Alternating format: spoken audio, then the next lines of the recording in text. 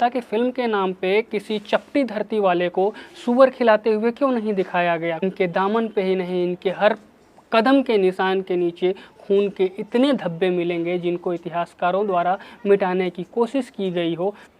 जिस बाबर को बाबर महान आप कहते हैं, उस बाबर ने हिंदुस्तान में घुसते ही कितने मंदिर तोड़वाए, कितने मंदिरों को तोड़ा है। अगर आप बाबरनामा को पढ़ेंगे तो आपको समझ में आएगा।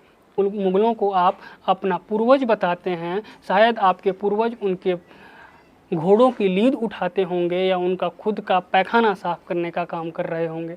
अकबर की बात करते हैं, जो अकबर आगरा किले के बाहर हिंदू लड़कियों का मीना बाजार लगवाया करता था, वो अकबर द ग्रेट है। कहाँ से अकबर द ग्रेट है, ज़रा इसका प्रमाण हमको दीजिएगा। अरे साहब जाने दो, इस्लाम का इतिहास हमने भी पढ़ा है, करबला हमें भी पता है, शिया सुन्नी की लड़ाई हमें भी पता है, किसने किसका नरसंहार किया ये हमें भी पता है। तो मत बताइए मुस्लिम इतिहास क्या है। इतिहास को मैनिपुलेट करके दिखाना और एक इस्लामोपॉलिस के नाम से बॉलीवुड इंडस्ट्री चलाना बहुत आम हो गया है। नमस्कार, स्वागत है आप लोगों का लेट्स टॉक अबाउट इट में। और आज का हमारा जो मुद्दा है वो मुद्दा है मुग़लों के ऊपर। दरअसल इस समय बॉलीवुड का एक खेमा या मेन स्ट्रीम बॉलीवुड के जो चर्चा का विषय हो गया है वो यही हो गया है कि मुग़ल अच्छे हैं या डकैत हैं। दरअसल कबीर खान ने ये कहा है कि मुग़लों को फिल्मों में विलन की तरह दिखाया जाने से वो आहत हैं। असल में तो मुग़ल ये हिंदुस्तान की जो नींव रखने वाले या राष्ट्र निर्माण जो हुआ था वो मुग़लों के द्वारा किया गया था। तो इसलिए अगर फिल्मों में उनको विलन बना के दिखाया जा रहा है तो इससे वो आहत हैं और उनको बहुत बुरा लगा है। बहरहाल ये पूरा मुद्दा समझ लेते हैं एक बार।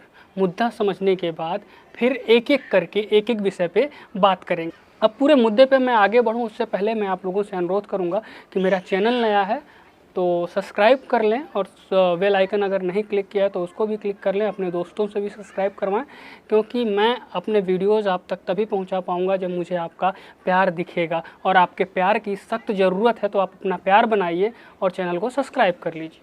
चलिए अब बढ़ते हैं मुद्दे की तरफ। बात करते हैं कबीर खान। जिन लोगों को कबीर खान के बारे में नहीं पता उनको बता दूं कि कबीर खान एक फ़िल्म निर्माता हैं और उससे ज़्यादा ये प्यार से सारी बातें कहने के लिए जाने जाते हैं। ये वही कबीर खान है जिन्होंने अपनी फिल्मों में बंदर से भगवान की तुलना कर दी थी, बड़े प्यार से हिंदुज़म पे सवाल खड़ा कर दिया था या हमारे भगवानों का मजाक बंदर के ज़रिए उठाया था। जिसके बाद आगे चल के इन्होंने कहा कि फ़िल्म तो फिल्म है, उसे धर्म के चश्मे से नहीं देखना चाहिए। चलिए ठीक है, उसे धर्म के चश्मे से नहीं देखा जाना चाहिए, लेकिन बिना किसी तथ्य बिना किसी प्रमाण के आप भगवान को बंदर से तुलना कर देते हो। उसके बाद आप कहते हो कि धर्म के चश्मे से मत देखो।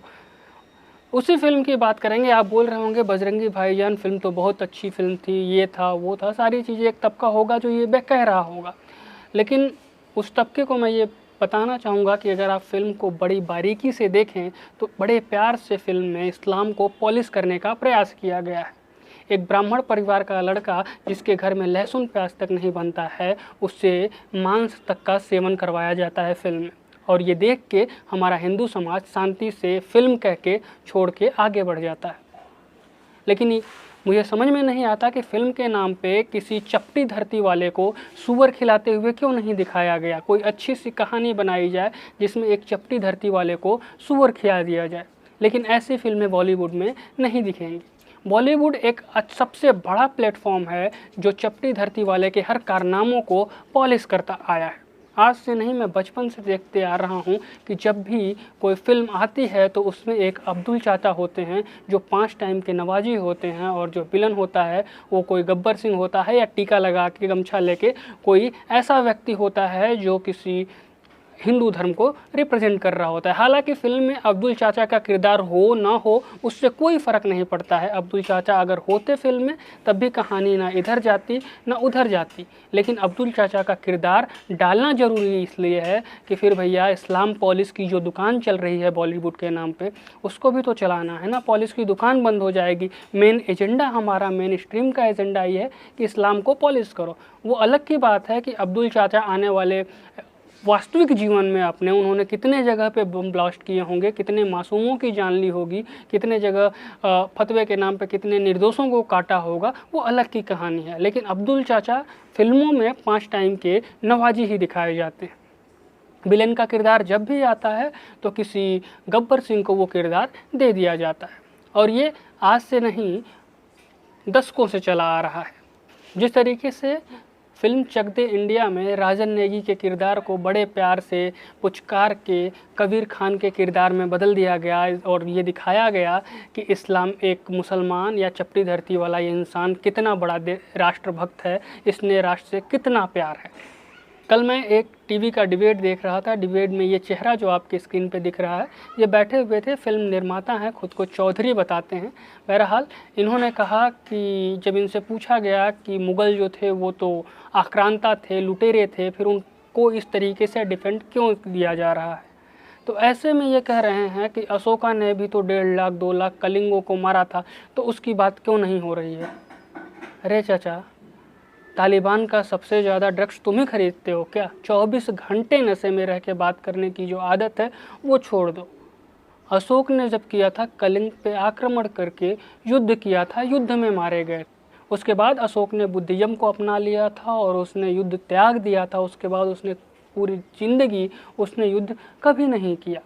उसने ना तो तलवार के नोक पे किसी का धर्म परिवर्तन करवाया और ना ही जजिया कानून लाके या जजिया कर वसूला लोगों से। तो मुग़ल की तुलना अगर आप अशोक से करते हैं तो आप ज़रूर वो बॉलीवुड के सिरिंज वाले गैंग से बिलोंग करते हैं।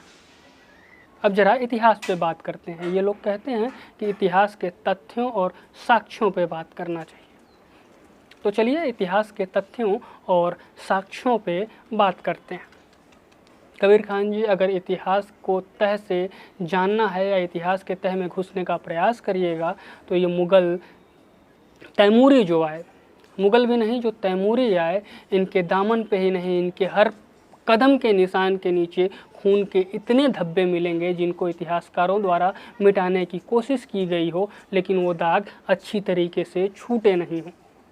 आप जिस मुग़लों को हिंदुस्तानी मुसलमान बताने का प्रयास कर रहे हैं, आप अगर उनकी जीवनी भी पढ़ें तो वो खुद को भी हिंदुस्तानी मुसलमान या मुग़ल बताने से पहले तैमूरी बताते हैं। तैमूरी यानी तैमूर के वंशज। और तैमूर की कहानी अगर मैं आपको बताऊं तो तैमूर ने पूरी दुनिया की आबादी का 5% नरसंहार किया था। इतनी हत्याएं, इतनी बर्बरता करके चीज़ों को लूटता रहा और अपना साम्राज्य स्थापित करता रहा।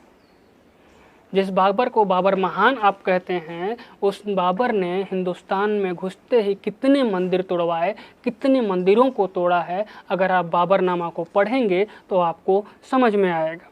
किस अकबर की बात करते हैं आप? उसी अकबर की बात कर रहे हैं जिसने सरेआम जजिया कर ना देने पर हिंदुओं को सरेआम गली के चौक में फांसी पे लटका दिया था।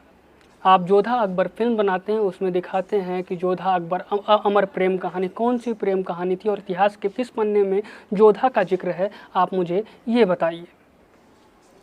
अकबर की बात करते हैं, अकबर महान। अकबर ने, आप कहते हैं कि अकबर एक तरीके से उसने तीर्थ यात्रा महसूल को ख़त्म कर दिया था, लेकिन आपने ये नहीं बताया कि अकबर ने हिंदुओं के ऊपर यानी गैर मुस्लिमों के ऊपर जजिया कर डाल दिया था, जिसे ना देने वाले को चौक पे खड़े करके फांसी दी जाती थी। आप उसका जिक्र नहीं करेंगे। अकबर ने मेवाड़ पे आक्रमण किया, आक्रमण करने के बाद उसने वहाँ पे नरसंहार 40,000 लोगों को काटा, आप इसका जिक्र नहीं करते। फिल्म में अकबर द महान, अकबर अजीमो शाह शहंशाह, भगवान के बराबर का दर्जा दे देंगे और आप कहेंगे कि अकबर बहुत अच्छा था। तो इससे क्या इतिहास में किए हुए वो कुकर्म छिप जाएंगे। आप फिल्म बनाने से पहले फिल्म पे एक डिस्क्लेमर चला देते हैं कि इस फिल्म को सिर्फ मनोरंजन के उद्देश्य से बनाया गया है। ये डिस्क्लेमर चला के आप कुछ भी बना के और कोई भी मनगढ़ंत कहानी इस्लामो पॉलिसी के तहत कुछ भी बना के दिखा देंगे और हम देखते रहेंगे और चुपचाप बैठे रहेंगे। आपको अगर ऐसा लगता है तो आपको गलत लगता है। जोधा अकबर फिल्म बना के आपने अपनी इस्लाम पॉलिसी को न केवल पॉलिश किया बल्कि लब जिहाद जैसे गंदे षड्यंत्र को भी बढ़ावा देने का काम किया गया। आप किस औरंगजेब की बात कर रहे हैं? उसी ने जिसने गुरु तेग बहादुर सिंह के सिर को कलम कर दिया था। औरंगजेब ने कितने हिंदुओं को तलवार के नोक पे धर्म परिवर्तित करवा दिया? आपको ये नहीं पता? इतिहास के पन्नों में ये दर्ज नहीं है? अगर नहीं पढ़ा है आपने तो एक बार औरंगजेब की खुद की जीवनी पढ़िए, तो बड़े शान के साथ कहा जाता है उसमें कि हमने इतने हिंदुओं को कन्वर्ट करवाया। और जिस मुगलों को आप अपना पूर्वज बताते हैं, शायद आपके पूर्वज उनके घोड़ों की लीद उठाते होंगे या उनका खुद का पैखाना साफ करने का काम कर रहे होंगे। और डीएनए टेस्ट करवा लीजिएगा शायद, तो आपको पता चलेगा कि आपके पूर्वज भी हिंदू ही रहे होंगे और इतने बड़े कायर रहे होंगे कि मौत के डर से उन्होंने धर्म परिवर्तित कर लिया होगा। तो इतिहास के पन्नों में अगर जाइएगा तो मुग़लों का बहुत ही बड़ा काला इतिहास है। हालांकि 70 सालों की आज़ादी के बाद इतिहास को हिंदुस्तान में इस तरीके से मैनिपुलेट करके पढ़ाया गया है कि हमें बाबर, हुमायूं और अकबर से ही हिंदुस्तान के इतिहास को बताया जाता है। हिंदुस्तान बाबर से शुरू नहीं हुआ, हिंदुस्तान 10,000 साल पहले से था, आज है, और आने वाले 10,000 साल बाद भी हिंदुस्तान वैसे ही रहेगा। मुग़लों की बात करते हैं तो मुग़ल जो थे वो लुटेरे थे, आक्रांता थे। उन्होंने आक्रांताएँ फैलाई हैं, उन्होंने नरसंहार किए हैं। उनका जो तख्तो ताज है वो मासूमों के खून से रंगा हुआ है। उनकी तलवारों पे आज भी आपको हिंदू बच्चे बच्चियों का रक्त देखने को मिल जाएगा। आप उस अकबर की बात करते हैं जो अकबर आगरा किले के बाहर हिंदू लड़कियों का मीना बाजार लगवाया करता था, वो अकबर द ग्रेट है? कहाँ से अकबर द ग्रेट है? ज़रा इसका प्रमाण हमको दीजिएगा। मेरा मानना ये है कि ये मुग़ल आक्रांता थे और इतिहास को जिस तरीके से मैनिपुलेट करके बताया गया है, एक बार फिर से उसमें संशोधन की ज़रूरत है और हमें बताना चाहिए कि आखिर हमारे हीरोज़ कौन थे और आक्रांता कौन थे। आप बात करते हैं मुग़लों की, अरे शर्म कर लीजिए जनाब, पूर्वज आपके भी मुग़ल नहीं थे, पूर्वज आपके भी हिंदू थे। हाँ, खून आपका कमज़ोर था, बदल के मुसलमान बन गए और टीवी चैनल पे बैठ के ये जनाब टीवी चैनल पे बैठ के बड़े ताव से कहते हैं कि हाँ मुझे गर्व है कि हमारे पूर्वजों ने धर्म बदल लिया, और वो इसलिए इस धर्म में आए क्योंकि यहाँ पे जातीय आधार पे बंटवारे नहीं किए जाते, यहाँ पे शूद्र वैसे नहीं किया जाता। अरे साहब जाने दो, इस्लाम का इतिहास हमने भी पढ़ा है, करबला हमें भी पता है, शिया सुन्नी की लड़ाई हमें भी पता है, किसने किसका नरसंहार किया ये हमें भी पता है। तो मत बताइए मुस्लिम इतिहास क्या है। और बॉलीवुड में बनाई जाने वाली जितनी भी फिल्में जिनमें भी इतिहास के साथ तोड़ मरोड़ किया गया है, आइए साक्ष्य के साथ उन पे बहस करिए, इतिहास के पन्नों को टटोलिए, साक्ष्यों को टटोलिए और देखिए कि इतिहास क्या कहता है। आपको पता चलेगा कि किसके पैरों के नीचे किसके खून के निशान लगे हैं और कितने खून के धब्बे लगे हैं, इतने खून के दाग हैं जिनको आने वाली 10-20 पुश्तें भी नहीं मिटा पाएंगी अगर इतिहास सही पढ़ाया जाए तो। बाजीराव मस्तानी में बाजीराव जैसे महान योद्धा को महज एक अय्याश और एक आशिक बना के दिखाया जाना, ये सही था क्या? आपने बाजीराव का इतिहास जरा पढ़िएगा, जानिएगा, फिर बाजीराव की बात करिएगा कि बाजीराव जैसा इंसान कितना बड़ा योद्धा था। इतिहास को मैनिपुलेट करके दिखाना और एक इस्लामोपोलिस के नाम से बॉलीवुड इंडस्ट्री चलाना बहुत आम हो गया है। अब उस पॉलिस इंडस्ट्री में यदि कुछ ऐसे लोग आ जाते हैं जो तथ्यों पे बात करते हैं, जो इतिहास पे बात करते हैं, जो साक्ष्यों पे बात करते हैं, तो पॉलिस गैंग के पेट में दर्द तो होगा ही। बहरहाल ये हमारे और आपके ऊपर निर्भर करता है कि हम इन लोगों को किस तरीके से सही रास्ते पे लाएंगे। हमें गलत नहीं देखना है, जो भी गलत दिखाया जाएगा उसको विरोध करना है और इतिहास के साक्ष्यों को जान के, साक्ष्यों को पढ़ के आने वाली पीढ़ी को एक सच्चा और अच्छा इतिहास देना है। बहरहाल आपको ये वीडियो कैसा लगा ये आप कमेंट बॉक्स में अपना कमेंट करके ज़रूर बताइएगा, और अगर आप मुझे कोई सुझाव देना चाहते हैं तो वो भी आप अपने कमेंट के ज़रिए दे सकते हैं।